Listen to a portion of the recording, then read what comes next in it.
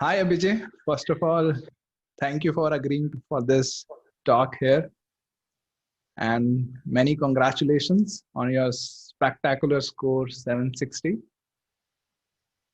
Thank you, CJ. It's a pleasure. To be here. Let's start with a brief background of yours. What have you done with education? Anything you want to share? Yeah, sure. So I've done my bachelor's and master's in computer science from IIIT Bangalore. I graduated in 2017, and over the years I've worked in multiple areas, mainly in the role of analytics. And currently I'm based in Paris, working as an analyst at a construction tech firm. Okay, cool. So, how did this idea of GMAT originate? Oh, that the idea of GMAT, actually, I just incidentally came upon it in the final year of my undergrad. I was just looking at what to do some years down the line, and then I thought maybe MBA could be something interesting. And I saw what's needed for it, and they said, okay, maybe you have to take an exam. I said, okay, GMAT here, let's take it up. And that was when I first encountered it. It was in 2000, early 2017 when I first Okay, encountered this. okay. So it's been 3 years, sort of. It's been off and on. Yes, it's been 3 years of deciding when to take, how to take, and overall studying on, off, taking break, multiple facets to the story. So yeah, it's been a long journey. Let's dig a bit deeper into it. So can you tell us more about your journey, where it started, and Sure, how it has been? sure. So specifically the GMAT journey, as I mentioned, it was in the final year of my college. I decided I have to take the GMAT, and first of all, I did not have any much guidance in my college because not many people had gone that route. Typically, people take up more technical jobs. I was a bit different in that sense. I wanted to pursue a more managerial side, so I did not have much support then. But I remember I came across an answer on Quora which talked about how one can go about preparing, and the essence was that you just get the official guide and work through it, and that should be good enough. So that's how I started my journey. I purchased the official guide, and I did not know much about the exam, so I was just reading the guide like a book, and I was just going through some questions, solving it from time to time, and slowly I got to know more about the exam, and from there, one block, I built the journey, and yeah, that's how I actually began to know more about the exam. Okay, okay. And so how many sort of you have taken 2 attempts, 3 attempts so far? Yeah, so I've taken 2 attempts at the GMAT, counting now the online one. So I was very hesitant about booking always a date. When am I ready? And I always had the doubt. So it took me 2 attempts to actually get to the score. So, Uh, so so in the yeah, first attempt, you scored a 710. in my first attempt, yes, I had a 710. It was after a lot of preparation, of course. And also, I had also rescheduled my exam due to multiple reasons because I was working even full time and I was not really sure if I would get the score. So I really wanted to be at my best when I give the exam. So I actually rescheduled it multiple times. The first score was a 710. Yes, that was in. And how did you prepare before that?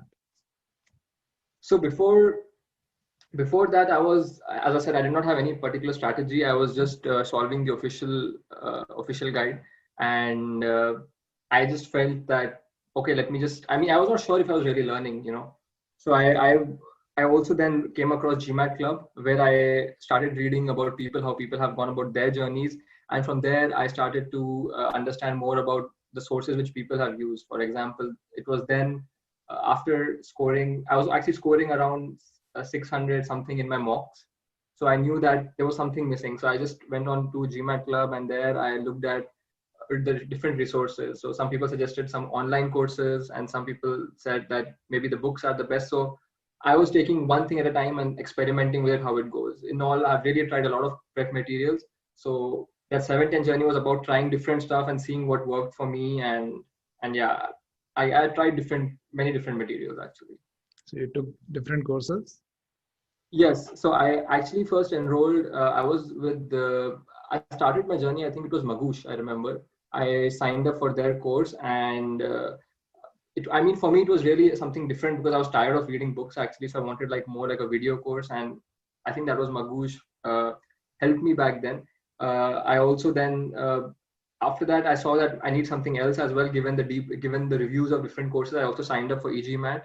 I took their course. I found the SC course helpful of that, and then I found that I also needed to add some more books to my arsenal. So I ended up using the Manhattan Guide, the sentence correction guide, and then Power's Core CR for improving critical reasoning. For RC, I did not have any specific book.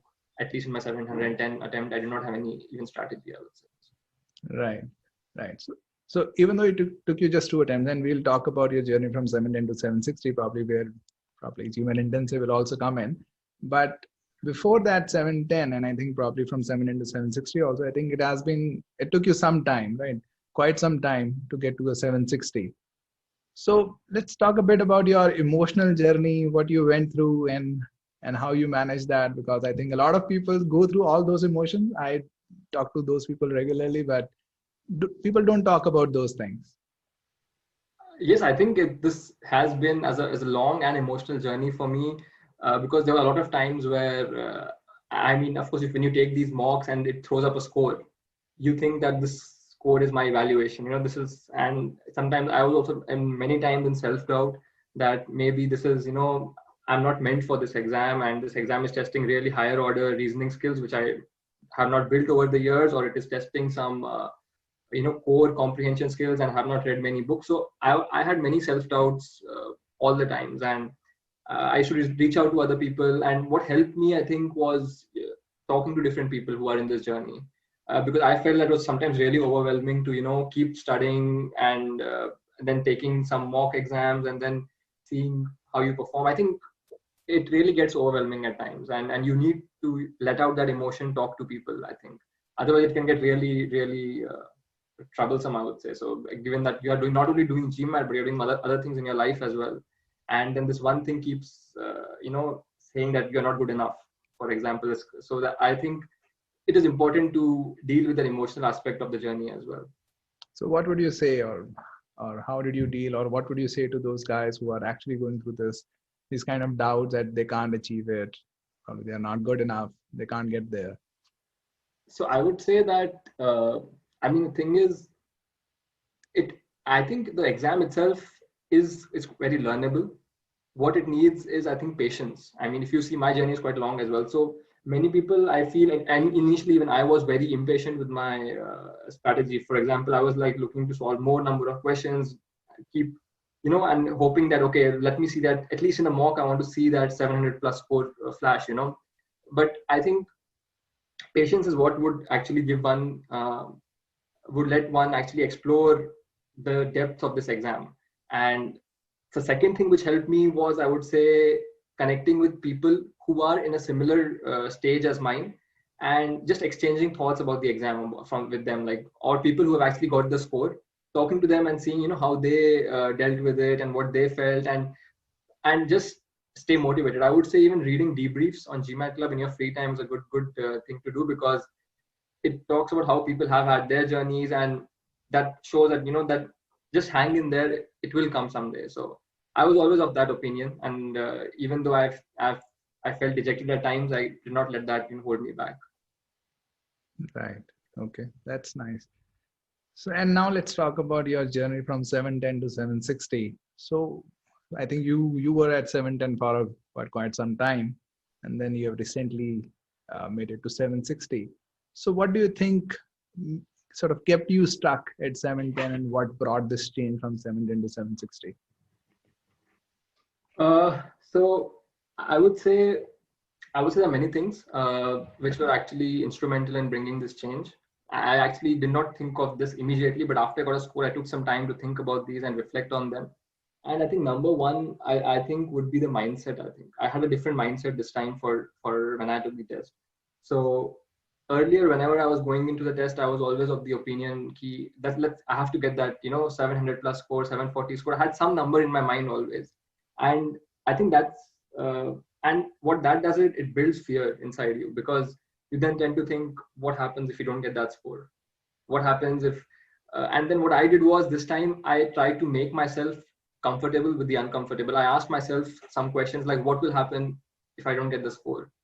I mean, it was what worst case, maybe I will not go to a business school this year. Even worst case, maybe I not attend a business school at all. I mean, that's also a possibility. But and then I thought about alternatives, and I said I would be happy with those alternatives. So in that sense, I was very comfortable going that okay, if it doesn't happen, it's okay. I mean, it's not the end. Related to that, second thing which I did this time was I actually, it may sound a little counterintuitive, but I actually subordinated the GMAT to other things in my life.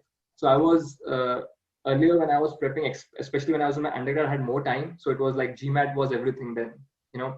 But when with time, I realized that that I cannot make it the prime motive of my life, studying for this exam. So what I did was, actually this learning actually didn't come about me, come directly to me. It was from my gym trainer who actually told me, because I told him that for these 3 weeks I'm not going to be working out and I'm going to be only studying. And he says, why do you want to do that? And then I told him that this is an important exam to help you get admissions into these schools. And then he says, well, he told me that today you're talking about an exam. Next day you will say that you want to get a promotion at job. You don't want to work out for another 1 month. Then you will say that I have some important work coming up. I have my marriage. I mean, the list never ends. So I think that was really great the way he put that. And then I took that up and I realized that I'm not going to make this the main thing in my life. It is going to be just another thing in my life. So with that mindset, I was really relaxed when I took the test, and I was ready to face any failure that would have come. So I was very comfortable going in. Of course, not to mention that I say these two things, that does not mean that my skills did not improve over this time. There was also a component where I saw my skills improve, and it was, I think, because of the core learnings, some of them which came from the GMAT intensive course, and I actually enjoyed the course as well, which is why I could even pick up things faster. So I think that was also a game changer. Okay. So you mentioned three things. One is that you were comfortable with the other alternatives, that okay, even if it doesn't happen, it doesn't happen. It's not going to sort of completely sort of just undo your life or something that is going to, yes, right? It's going to have a fatal impact on your life. It's not a life death scenario. So I think I could very, very easily relate to that, because when I sat for CAT, I had the same perspective that, okay, even if it doesn't happen, I'll go and do an MCA. I was very fine with that. And with that mindset, I was really calm throughout the exam, and it eventually worked. So that is really something that I could relate to, that not making yeah, I think it's very important to imagine yourself in that place where this thing doesn't happen. So if this right. thing doesn't happen, how would your life be? And if you say, yeah, I would be still working, I would still be fine, I would be happy, so it's okay if it doesn't happen. Yeah. And once you have that in your mind, you are Right. going to, you're not scared, you're not afraid Right. of, and that is what's very important, I think, because with this time pressure and this exam going on, you tend to, your emotions tend to overcome you. I think that is, these thoughts keep you in control. I think that was important when I thought about it this way. Right. And I think the second point was also really important, because a lot of time I see that people make GMAT the center of their lives, that everything revolves around GMAT. They're not doing any workout, they're not doing anything else that they enjoy. They're just doing GMAT, and every time they're just worrying, okay, I'm devoting so much of my time. I put my life on hold. If it doesn't happen, then what? Right. So Exactly. they are constantly worried about that, because they are not doing anything else that they enjoy doing. Before, I mean, at my in my journey, I was at this stage as well, like solely devoting time to GMAT, that only I will be doing GMAT and nothing else. Once GMAT happens, I will do XYZ. I think once this will happen, I will do XYZ is really, I mean, that's the wrong way to go about the exam, because then you are only putting up more pressure on yourself. So right. I think that those things, those ideas, which when I used those, I was really, I was quite calm and composed during the exam. Right. Okay, so now let's focus a bit more on the skills part. So you're already at a 7 and you already had sort of very good skills in place. And you then improved to 760, of course. So how did the skills improve? So again, let's focus on that aspect. So I think with the GMAT intensive course, the number one thing for me was reliving the classroom experience, because I felt that in my journey, this was what was missing. Okay. I mean, of course, when you read a book, it conveys a message to you, but you don't know if that message has actually been ingrained inside your brain or not. You know, you read it, but you are not consciously applying it, or at least for me, it was that I was not able to use it. But when the things were taught in the course, I felt that they were naturally getting ingrained in me as I was progressing through the course. And I mean, for me, it was because the course taught us such basic things which were so important, and I had overlooked them in my earlier part of the journey. I think that was very crucial to realize, first of all, that this is important, and then how to build that skill, and start slow, and the remaining multiple strategies which were taught during the course. So I think that was really taking the time off to think about these things and consciously implementing them, and not only for GMAT but reading in general. For example, I was trying to apply these in different scenarios, and I think that helped. Other than that, I feel the course itself, the structure, like for example, the pre-drills, for example, I found them very useful. The reason why I say that is because the way the course is structured, where we actually have a limited questions which we solve during the session.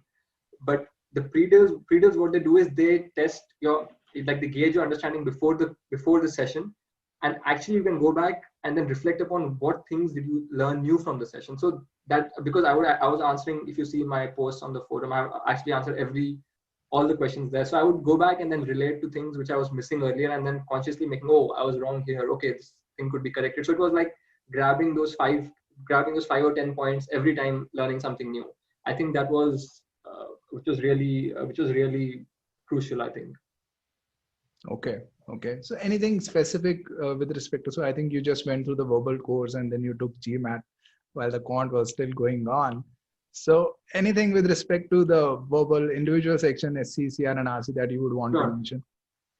Yeah, sure. So I think the course really taught me precision, which I would say is what you should build your foundation on. And I think the people who are going to be taking this course are going to be really lucky if they start their journey with this basic, because for me it was really unlearning a lot of things, because I had some predefined notions. But I would say precision is very important in both the sections, be it quant or verbal. Coming to specific strategies, I would say reading in general, for instance. Again, this is very important, the way how we read. How do if I can actually talk about so there are other things as well which I liked about the course. Maybe I can talk about them later, but I'll give some of the tips which I found really useful for me so for sentence correction, for example, in verbal. I think what helped me was the strategy of reading for structure and meaning together. I think this was really important because it not only helped me in one section, but even, for example, in complicated RC sentences. So the strategy of actually segmenting the sentence into each structure and then understanding the meaning, it took a lot of time, but I think in the end, it is really what made that difference. I was able to read sentences faster eventually on the exam. So that's one thing I would say for sentence correction. For critical reasoning, I would say I had this notion that you have to pre-think if you want to get the answer right, and I was really getting bogged down that why can't I pre-think, and I had this in my mind.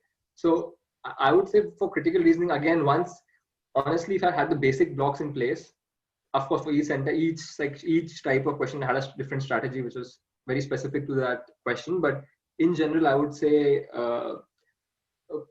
doing a thorough analysis of the stimulus, not necessarily pre-thinking, but doing a thorough analysis of the stimulus and understanding was enough to get the question right. That was, I think, my takeaway, and I was doing that consciously, which was really beneficial.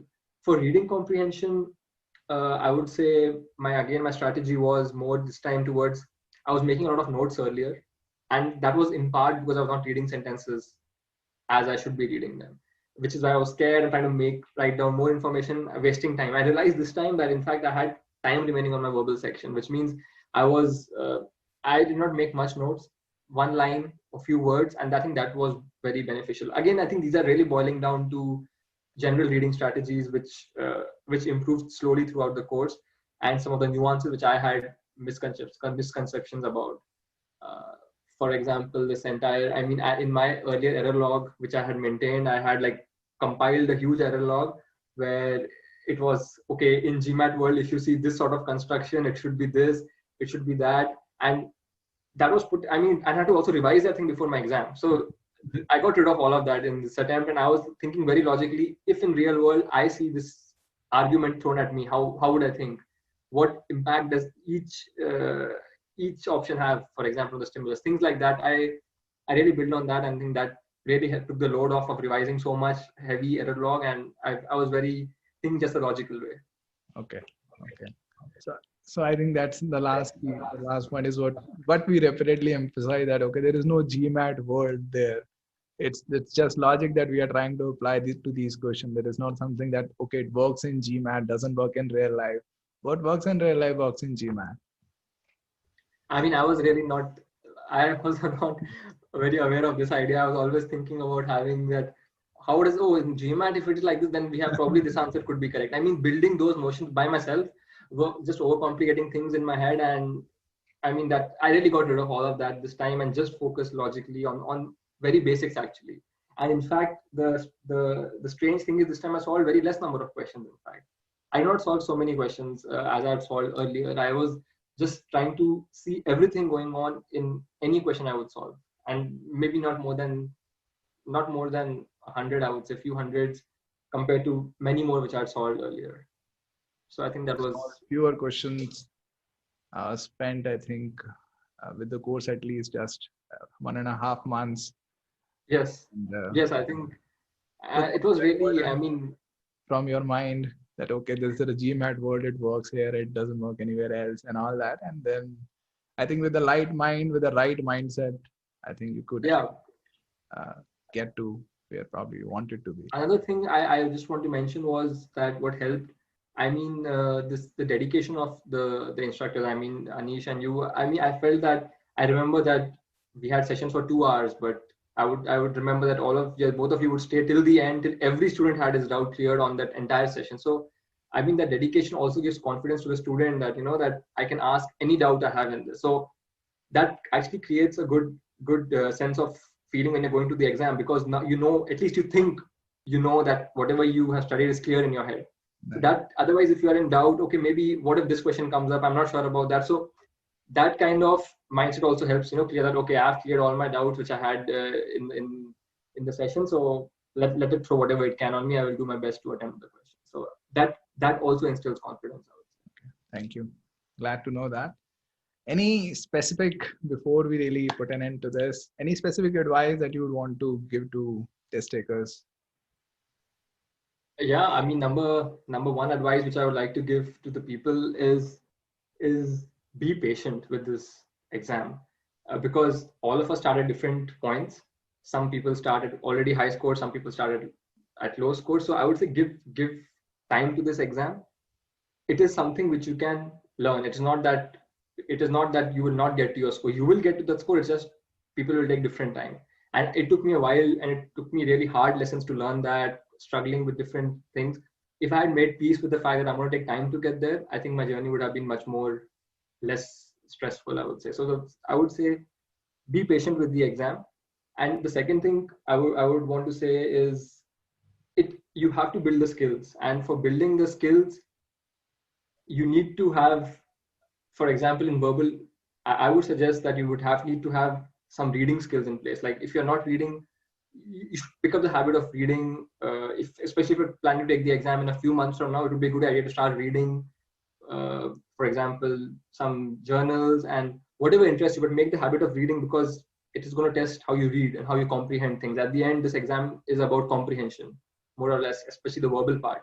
So I would say, if I had to like give myself some advice, I would say reading would help for sure. And other than that, yeah, I would say the third thing I would say, just hang in there. It's gonna be all fine at the end. If it doesn't happen, there will be always another time for you to take the exam. So don't obsess over the exam, and just take it with a light heart, I would say. That's all I would say. I'm in the top of my head right now. Okay. Great. Thank you so much for your time, Abhijay. Thanks, CJ. To you, and all the best for your B school application. Probably you're applying next year or this year? Yes, I'll be applying. I mean, I don't have the work experience right now, so I'd be waiting for a year before I apply. But I'm happy that my GMAT journey is done. It's been quite a journey, and I'd like thank you, CJ, for being a part of it, and Anish as well. I think it's all well now, and I hope I can make it to a good B school next year. Great. All the best, everything. Thank Thanks, you. CJ.